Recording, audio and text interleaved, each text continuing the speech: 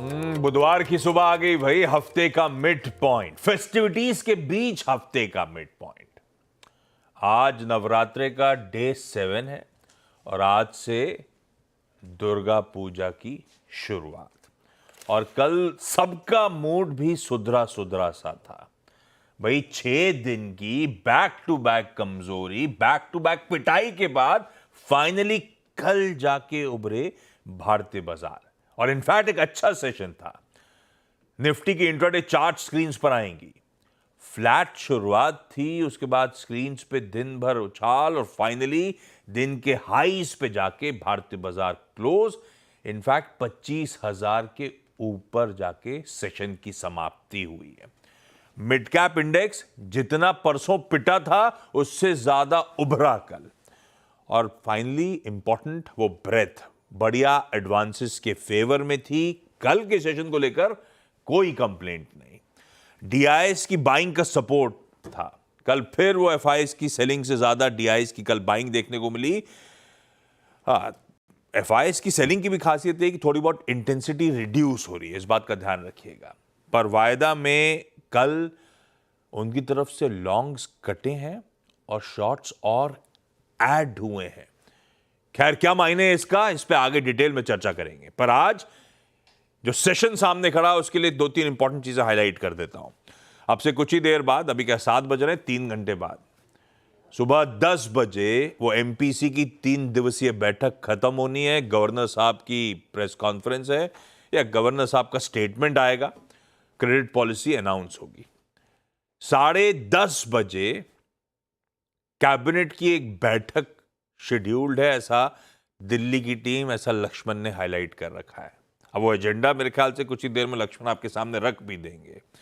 और फिर दोपहर 12 बजे वो खैर प्रेस कॉन्फ्रेंस होनी है, तब जो भी सबके जहन में सवाल होंगे एमपीसी के आउटकम रिलेटेड उस पर चर्चा हो रही होगी। और ये सब तब हो रहा है जब आज हम बैंक निफ्टी के वीकली कॉन्ट्रैक्ट्स की एक्सपायरी कर रहे हैं।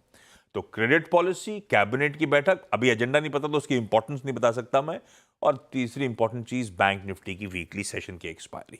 पहले संकेत देख लेते हैं। गिफ्ट निफ्टी कह रहा है भाई साहब थोड़ा बहुत ठीक ठाक ही रहेगा, हरे में शुरुआत होगी, 35-40 पॉइंट इन ग्रीन शुरुआत होने के इंडिकेशंस।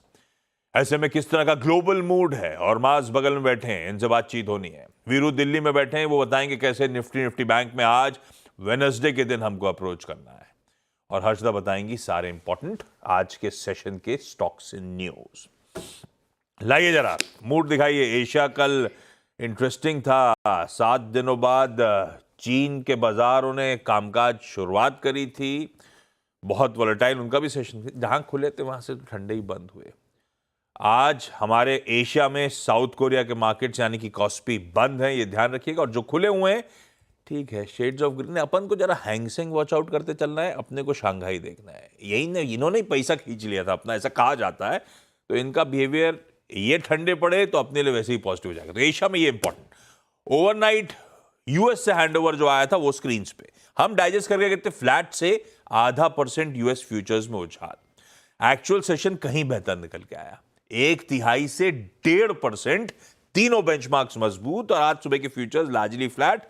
तब और अब की पहली प्लेट, कहां फ्यूचर्स 3:30 पे छोड़े थे, कहां फ्यूचर्स आज सुबह 7 बजे खड़े हुए हैं। तो मोटा मोटी हल्की बहुत तेजी है जो हमको डाइजेस्ट करना है। तो हैंडओवर रिलेटेड कोई कंसर्न दिखता नहीं है एटलीस्ट भाव में। हॉर्माज लेकिन डिटेल में समझाएंगे आपको मूड है कैसा। हॉर्माज, गुड मॉर्निंग। गुड मॉर्निंग आशीष। और मूड अगर मैं कहूँ तो अच्छा तो है ही, पर थोड़ा सा अजीब है। अजीब है इसलिए क्योंकि दोनों तरफ की बातें निकल कर आ रही है। सबसे बड़ा टेक अवे, अच्छी बात पहले आपको बता दूं कि बड़ा टेक अवे ये है कि जो तेल की कीमतों में कल गिरावट आई उससे सेंटिमेंट काफ़ी सुधरा है। अब तेल में ये हुआ है, क्यों गिरावट आई, काफ़ी सारे फैक्टर्स थे। पहले तो चाइना में कल जो बड़ी घोषणाओं की उम्मीदें थी वो नहीं हुआ, उस वजह से अब जाकर अब कोई नेगेटिव डेवलपमेंट आई है तो बात फिर से फंडामेंटल्स पे आ गई है कि भाई आपके पास तो मांग ही नहीं है। डिमांड साइड चाइना की डिमांड, हाँ, अब आपके पास मांग ही नहीं है। चाइना जो है वो सबसे बड़ा इंपोर्टर है तेल का। अब वहाँ जब डिमांड ही नहीं होगी तो प्राइसेस इतने बढ़ाकर क्या करोगे। तो थोड़ी सी पानी के बुलबुले की तरह जो प्राइसेस बढ़े थे वो अब थोड़ी सी प्रॉफिट बुकिंग भी आ गई है, उस वजह से भी एक गिरावट आई कल। और एक बात ये भी आ रही है कि यूएस अब कोशिश कर रहा है कि मिडिल ईस्ट में ईरान और इजराइल के बीच जो तनाव चल रहा है वो एक बड़े तौर पर ना बढ़े। तो एक ब्रॉडर एस्केलेशन को अवॉइड करने की कोशिश कर रहा है यूएस, तो उस वजह से भी तेल की कीमतों में एक असर तो आया है उस वजह से भी। अब मिडिल ईस्ट इंपॉर्टेंट क्यों है? क्योंकि 1/3 जो है दुनिया की ऑयल सप्लाई वहाँ से आती है। उस वजह से भी बहुत ज़्यादा ज़रूरी है उस रीजन में तनाव का कम होना। अब वहाँ पर तनाव कम होगा तो प्राइसेस पे अपने आप असर पड़ जाएगा, क्योंकि बात फिर घूम फिर कर डिमांड पर आ जाएगी कि आपके पास तो मांग ही नहीं है, ओपेक सप्लाई बढ़ा देगा, तो एक वो फंडामेंटल्स पर बात आ जाएगी। और उस वजह से भी ब्रेंट क्रूड की जो इम्प्लाइड वॉलेटिलिटी का जो गेज है वो 1 साल के सबसे ऊपरी स्तर पर है।